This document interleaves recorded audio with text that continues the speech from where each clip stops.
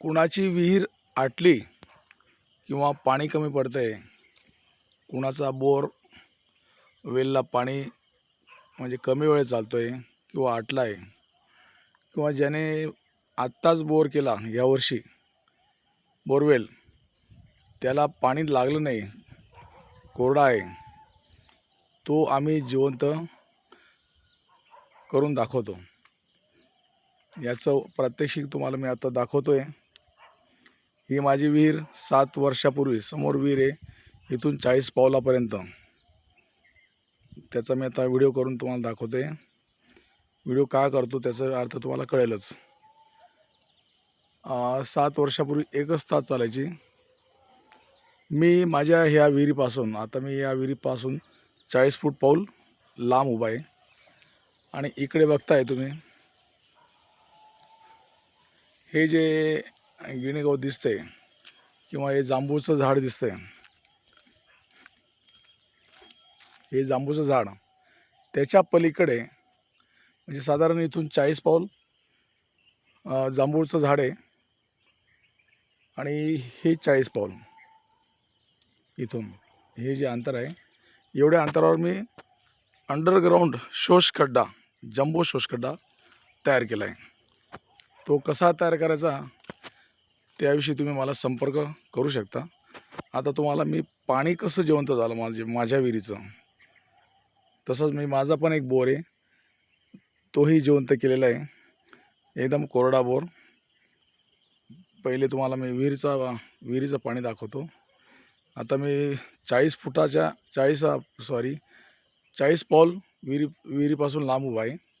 आता मी विहिरीजवळ जातो आहे।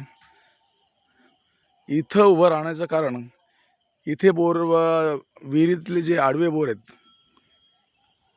त्याचा आवाज येत नाही। मी जसा जवळ जाईल तसा तुम्हाला त्या खाली जे आडवे बोर आहेत त्याचा पाण्याचा फोर्स आणि किती पाणी पडतं हे तुम्हाला दाखवतो।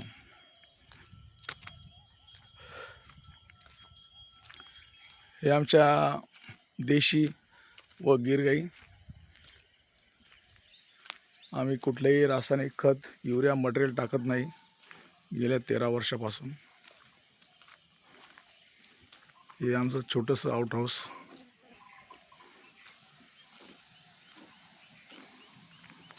ही जी गाडी बनवलेली आहे ही विहिरीतली बोरची मोटर काढण्यासाठी बनवलेली आहे। आता मी विहिरीच्या जवळ साधारण 10 फुटापर्यंत आलेलो आहे। आता हा विहिरीत जो पाण्याचा आवाज येतोय ते खालचे बोरवेल, आडवे बोरवेल केलेले त्याचा आवाज आहे। हे तुम्ही बघू शकता, हे पाणी बॅटरी मी लावलेली आहे बघा, फोकस मारतो खाली पाण्याला। हा जो आवाज आहे हा म्हणजे बोरवेलला पाणी का लागलं, तर हे अंडरग्राऊंड शोषखड्डा, जंबो शोषखड्डा बनवला, त्याचा हा फायदा आहे। आपल्याला कुणालाही अंडरग्राऊंड शोषखड्डा करायचा असेल त्यांनी मला संपर्क साधू शकतात। नाना महाजन, नगर देवळा, जिल्हा जळगाव, मोबाईल नंबर 99 70 70 99 99, नगर देवळा। धन्यवाद।